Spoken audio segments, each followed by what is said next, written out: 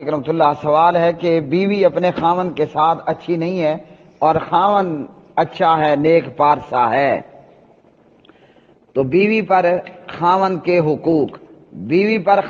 حقوق کے حوالے سے نبی علیہ الصلوۃ والسلام نے اپنی حدیث کے اندر بیان فرمایا، اور یہ حدیث پیارے نبی صلی اللہ علیہ وسلم کی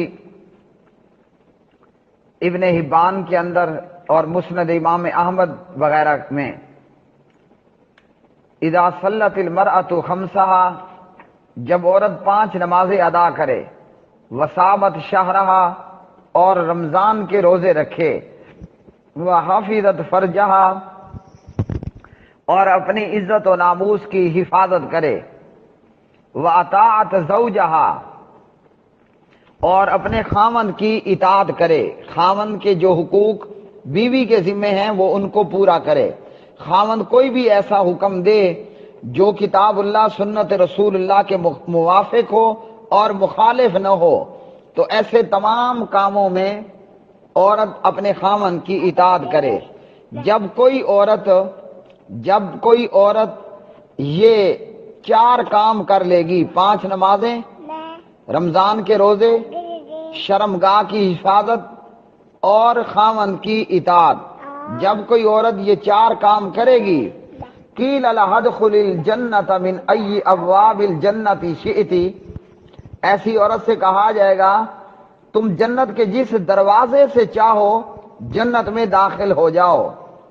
تو اس حدیث سے ہمیں یہ معلوم ہوا عورت پر ضروری ہے کہ وہ خاوند کی اطاعت کرے، اگر خاوند کی نافرمان ہوگی تو گنہگار ہوگی، اور گنہگار ہوگی تو گناہگاروں کے لیے اللہ سبحانہ و تعالیٰ نے سزا اور عذاب تیار کیا ہے، اور اگر خاوند کی اطاعت گزار ہوگی تو پھر ایسی ایمان والی عورت کو کہا جائے گا یہ جنت کے 8 دروازوں میں سے جس دروازے سے چاہو جنت میں داخل ہو جاؤ۔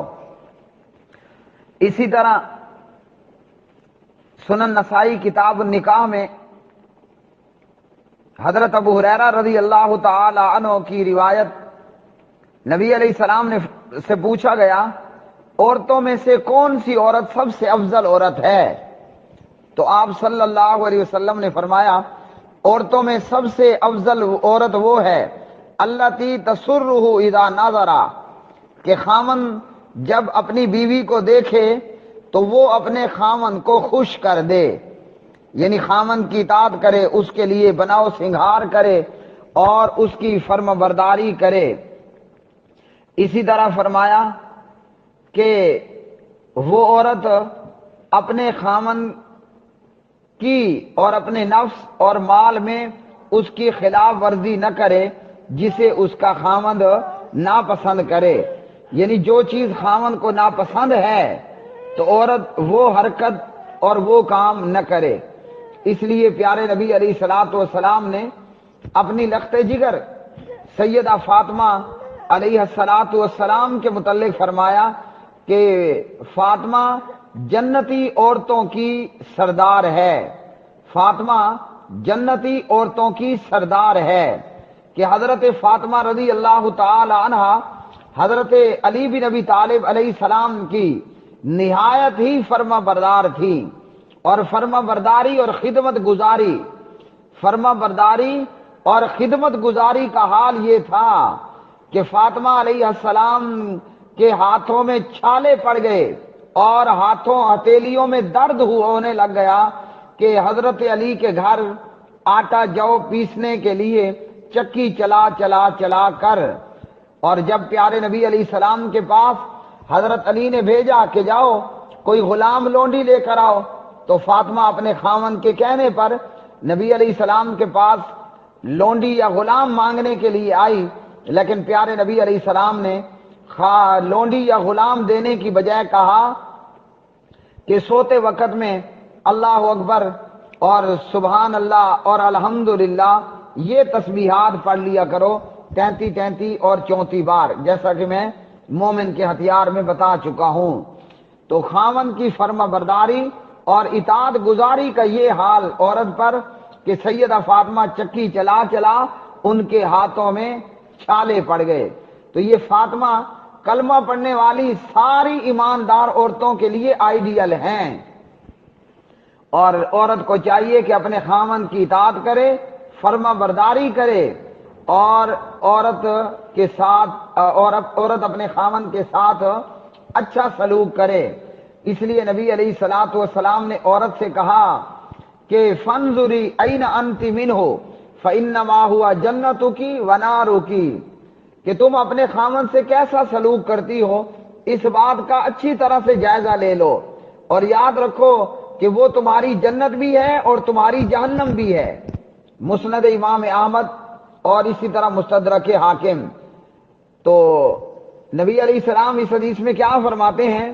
عورت کے لیے خاوند جنت بھی ہے اور جہنم بھی ہے۔ اب عورت کے لیے خاوند جنت کیسے ہے؟ کہ وہ اس کی اطاعت کرے، جنت میں داخل ہوگی، اور اگر بیوی پر خاوند کے جو حقوق ہیں وہ انہیں پورا نہ کرے اور خاوند کی نافرمانی کرے اور فرما برداری نہ کرے، تو ایسی صورت کے اندر پھر عورت کے لیے اس کا یہ عمل جہنم میں جانے کا باعث ہوگا۔ اور ایک حدیث کے اندر نبی علیہ السلام نے فرمایا کہ جہنم کے اندر عورتوں کو، خواتین کو بہت زیادہ دیکھا ان کے کفر کی وجہ سے۔ یہ کفر اللہ کے ساتھ نہیں، یہ کفر ناشکری کے حوالے سے ہے کہ وہ خاوندوں کی فرما بردار نہیں ہے اور شکر گزاری کی بجائے ناشکری کی راہ اختیار کر لیتی ہیں۔ اسی طرح جو عورت اپنے خاوند کے حقوق پورا نہ کرے تو نبی علیہ الصلوۃ والسلام نے اس متعلق فرمایا کہ ایسی عورت کی نماز ہی قبول نہیں ہوتی۔ اثنان لا تجاوز صلاتهما رؤوسهما، دو قسم کے لوگ ہیں کہ ان کی نماز ان کے سر کے اوپر نہیں جاتی، یعنی مطلب ان کی نمازیں ان کے رد کر دی جاتی ہیں اور سروں سے اوپر نہیں جاتی۔ ایک وہ غلام جو اپنے آقا سے بھاگا ہوا ہو یہاں تک کہ واپس آ جائے، اور دوسرا وہ عورت ومرات عصت زوجہا حتی ترجیہ، وہ عورت جو اپنے خاوند کی نافرمان ہو یہاں تک کہ اس کی اطاعت گزار بن جائے۔ تو نافرمان عورت کی نماز اس کے سر سے اوپر نہیں جاتی۔ صحیح الترغیب والترہیب للامام البانی رحمہ اللہ 1948۔ تو اس حدیث سے بھی معلوم ہوا کہ بیوی کے لیے خاوند کی نافرمانی کرنا اور ناشکری کرنا اور اطاعت نہ کرنا اور نافرمانی کی راہ کو اختیار کرنا، یہ اتنا بڑا جرم اور اتنا بڑا پاپ اور اتنا بڑا گناہ ہے کہ نماز ہی سر سے اوپر نہیں جاتی۔ تو جو عورتیں خاوندوں کی نافرمان ہیں وہ خاوند کی نافرمانی کر کے کس قدر بڑا گناہ کما رہی ہیں۔ ہاں یہ ضروری ہے کہ خاوند کی وہ بات ماننی ہے جو اللہ کی اطاعت کے خلاف نہ ہو، ورنہ بخاری مسلم میں نبی علیہ السلام فرماتے ہیں لا طاعت لأحد فی معصیۃ اللہ، اللہ کی نافرمانی میں پھر کسی کی اطاعت نہیں۔ اب خاوند اگر کوئی الٹا سیدھا حکم دے کہ میرے دوست یار آ رہے ہیں تو آپ جناب بغیر پردے کے بن سور کریں، ان کے سامنے آ جاؤ، یا خاوند اپنی بیوی سے ہی بدفعلی کرنا چاہے، ایسے کئی نامراد و مردود ہیں نعوذ باللہ من ذالک، خاوند اپنی بیوی سے بدکرداری بدعمالی کرنا چاہتا ہے، مطلب پخانے کی جگہ میں دخول کرنا، انٹر کرنا چاہتا ہے، اور یہ غلط اور گندا کام ہے۔ نبی علیہ السلام نے اس پر لعنت کی ہے۔ جو بندہ اپنے بیوی کے پخانے کی جگہ میں جائے گا، ہم بستری کرے گا، عضو تناسل داخل کرے گا، فرمایا وہ بندہ لعنتی ہے۔ تو ایسا کوئی معاملہ ہے تو بیوی ہرگز نہ مانے، بالکل اس پر آبجیکشن کرے، اس پہ انکار کرے، اور اگر وہ رشتہ توڑنا چاہے تو کوئی پرواہ نہ کرے۔ انما الطاعۃ فی المعروف، اطاعت تو صرف نیکی کے کاموں میں ہے۔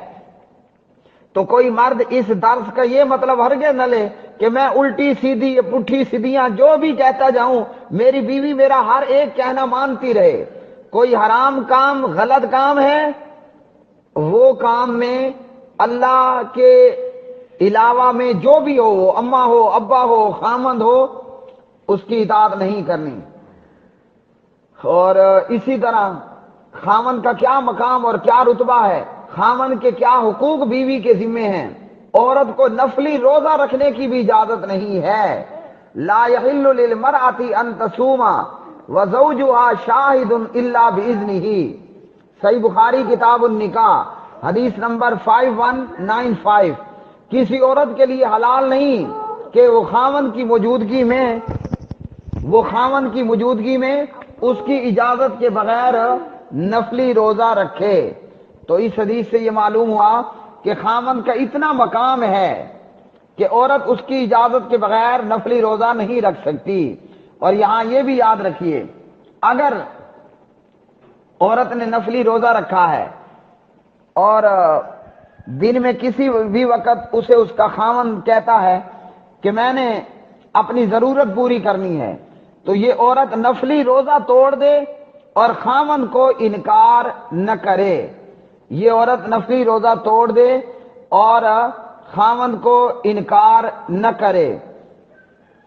اور اسی طرح پیارے نبی علیہ الصلوۃ والسلام الترغیب والترہیب کے اندر فرماتے ہیں، 1943 نمبر کی روایت میں زید بن ارقم رضی اللہ تعالی عنہ اس کے راوی ہیں، فرمایا المرأة لا تؤدی حق اللہ حتی تؤدی حق زوجہا. عورت اللہ تعالیٰ کا حق ادا نہیں کر سکتی یہاں تک کہ وہ اپنے شوہر کا حق ادا کرے. مطلب اگر خاتون چاہتی ہے میرا رب مجھ سے خوش ہو تو اپنے خاوند کو خوش رکھے، لیکن بریکٹ میں اتنا ضرور یاد رکھنا ہے، ایسے کسی کام میں خاوند کو خوش نہیں کرنا جس پہ عرش والا ناراض ہوتا ہو. اور پیارے نبی علیہ الصلوۃ والسلام فرماتے ہیں حتی لو سالھا وہی علی ظہر کتب لم تمنعہ نفسہا. صحیح الترغیب والترہیب کہ خاوند کا کتنا حق ہے بیوی پر. فرمایا کہ حتیٰ کہ اگر وہ عورت بیوی کجاوے کی پیٹھ پر ہو، کجاوا اونٹ پہ رکھا جاتا ہے، اگر وہ کجاوے پر ہو اور شوہر اس سے ہم بستری کرنا چاہے تو وہ عورت بیوی اپنے آپ کو خاوند کے سپرد کرنے سے انکار نہ کرے. کیا کرے؟